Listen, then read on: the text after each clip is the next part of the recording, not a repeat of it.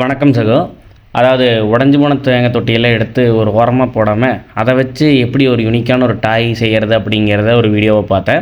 சரி, நல்லா இருக்கேன், நாமளும் எக்ஸ்பீரியன்ஸ் பண்ணி பார்க்கலான்னு எந்த விதமான எக்ஸ்பீரியன்ஸும் இல்லாமல் இதை பண்ணியிருக்கேன். ஃபஸ்ட்டு அதை நான் வரைஞ்சிக்கிறேன். நீங்கள் முதல் தடவை இந்த வீடியோவை பார்க்குறீங்க, என்னோடய சேனலுக்கு வந்திருக்கீங்கன்னா லைக் பண்ணி சப்ஸ்கிரைப் பண்ணிக்கோங்க. அப்படியே ஹை பாயிண்ட்ஸும் கொடுத்தீங்கன்னா இன்னும் நிறைய ஆடியன்ஸுக்கு கொண்டு போகும். இன்னும் புது புது விஷயங்கள் எல்லாம் நான் பண்ணுறதுக்கு அது ஒரு மோட்டிவாக இருக்கும். இதே மாதிரி டிஃப்ரெண்ட் டைப் ஆஃப் ஸ்கில்ஸ் எல்லாம் கற்றுக்கிட்டு நான் இந்த மாதிரி ஒரு ஜேர்னியாக பண்ணிட்டு வந்துட்டுருக்கிறேன். அதை டெய்லி வைஸு ஷார்ட்ஸாகவும் அப்லோட் பண்ணிக்கிறேன். உங்களுக்கு ஃப்ரீயாக இருக்கிற டைமில் அதையும் பார்த்து இதை எப்படி பண்ணால் இதை எப்படி பண்ணலாம் அப்படிங்கிறத உங்களுக்கு ஏதாவது ஒரு ஸ்கில் கற்றுக்கலான்னு இப்போ ஆசைப்படுவீங்க. அதை எந்த விதமான எக்ஸ்பீரியன்ஸும் இல்லாமல் எப்படி பிகினிங் லெவல்லேருந்து கற்றுக்கிட்டு அதில் எப்படி ஃபெயிலியர் ஆகலாம், எப்படி ஃபெயிலியர் ஆகக்கூடாது அப்படிங்கிறத நான் எக்ஸ்பீரியன்ஸ் பண்ணிவிட்டு உங்களுக்கு நான் சொல்லுவேன். உங்களுக்கு அதில் வர இந்த சின்ன சின்ன ஃபெயிலியர்ஸ் எல்லாம் நீங்கள் ஈஸியாக ஓவர் கம் பண்ணிட்டு வரதுக்கு இது உங்களுக்கு ஹெல்ப்ஃபுல்லாக இருக்கும். அந்த வகையில் இந்த வீடியோ உங்களுக்கு ஹெல்ப்ஃபுல்லாக இருந்தால் எனக்கு ஒரு லைக் கொடுத்துருங்க. முதல்ல இருக்கிற தேங்காய் தொட்டிகளை எல்லாம் எடுத்து அதை ஷைன் பண்ணுறதுக்காக பாலிஷ் பண்ணணும். அந்த ஷீட்டுன்னு சொல்லுவாங்க, அந்த மாதிரி அந்த ரஃப் இல்லை சாஃப்டாகிற ஷீட்டை வச்சு முதல்ல எல்லாத்தையும் பாலிஷ் பண்ணிவிட்டேன். இது எல்லாத்துக்கும் விட முக்கியமாக முதல்ல பண்ண வேண்டிய விஷயம்னா ஒரு ப்ளூ பிரிண்ட் மாதிரி அதை எப்படி பண்ணணும் என்னங்கிறதும் வரைஞ்சிக்கணும். எந்த ஒரு ஸ்கில்லை கற்றுக்கிறீங்கனாலும் சரி, எந்த ஒரு விஷயத்தை பண்ணுற மாதிரி இருந்தாலும் சரி, பொறுமையாக ரொம்ப டைம் எடுத்து அனலைஸ் பண்ணிவிட்டு ரொம்ப டைம் எடுத்துகிட்டே இருக்காதீங்க, அதை டக்குன்னு பண்ணிடுங்க. ஆனால் அதில் யோசிக்கிறதுக்கும் நீங்கள் பிளான் பண்ணுறதும் தெளிவாக அனலைஸ் பண்ணணும். அப்போ தான் நீங்கள் எதிர்பார்க்குறத விட அது நல்லா பர்ஃபெக்டாக வரும், இல்லை உங்களோட எதிர்பார்ப்பு லெவலுக்கு வரும்.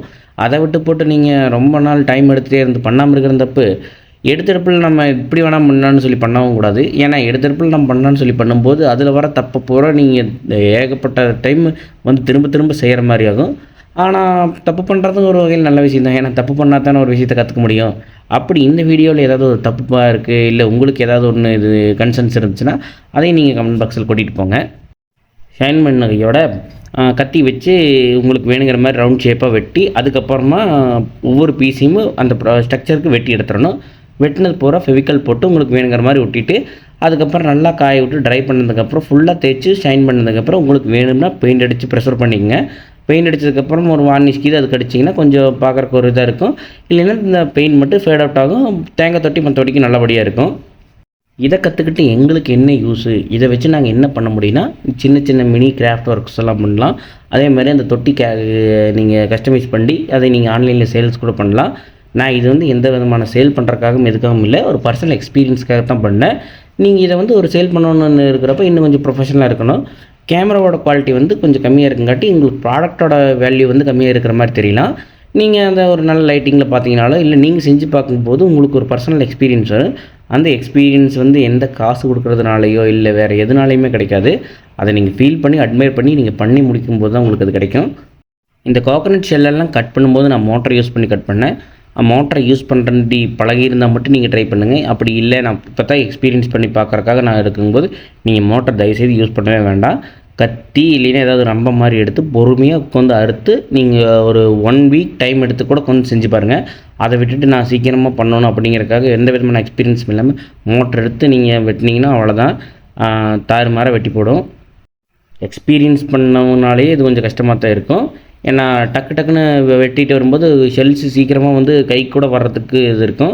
குழந்தைங்க யாராவது சின்ன பசங்க யாராவது பண்ணிட்டு இருக்கீங்க, தயவுசெய்து இதை ட்ரை பண்ணிடாதீங்க. வீட்டில் ட்ரை பண்ணக்கூடிய விஷயமே கிடையாது இது. அவ்வளோதான், எல்லாம் ப்ராப்பரான ஷேப்புக்கு வெட்டி முடிச்சுட்டு ஒவ்வொன்றா நீட்டாக துடைக்கணும்.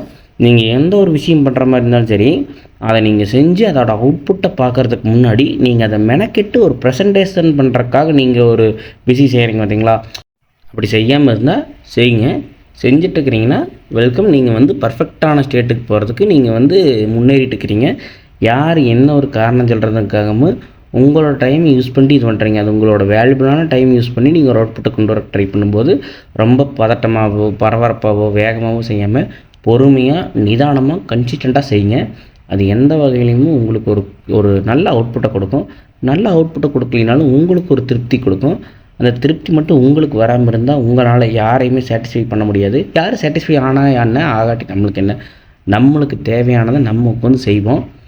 அதை நம்ம ஒரு முழு மனசோட செஞ்சு அதுலேயும் யாராவது குறை கண்டுபிடிக்கும் போது நம்மளுக்கு உண்மையாலுமே ஹர்ட் ஆச்சுன்னா அந்த விஷயத்துக்கு நம்ம உண்மையாக தான் இருந்திருக்குன்னு அர்த்தம். அப்போ நம்ம யார்கிட்டையும் போய் எந்த விதமான இதுவும் சொல்ல தேவையில்லை.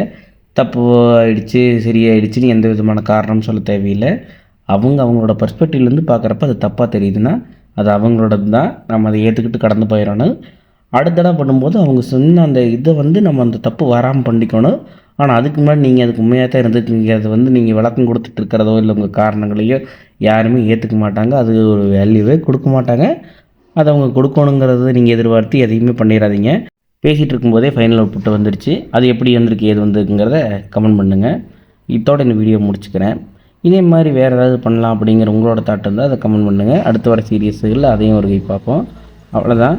பெயிண்ட் அடித்து முடித்து ஷோகேஸ் பண்ணிக்கலாம். பெயிண்ட் அடித்து நல்லா காய விட்டு அதுக்கப்புறமா உங்களுக்கு வேணுங்கிற சின்ன சின்ன பொருளில் அதில் ப்ரெஷர் பண்ணி வச்சிங்கன்னா பார்க்குறக்கு ஒரு சாட்டிஸ்ஃபையாக இருக்கும். இன்றைக்கான வீடியோ முடிச்சுக்கிறேன். அடுத்த வீடியோ உங்களை சந்திக்கிறேன்.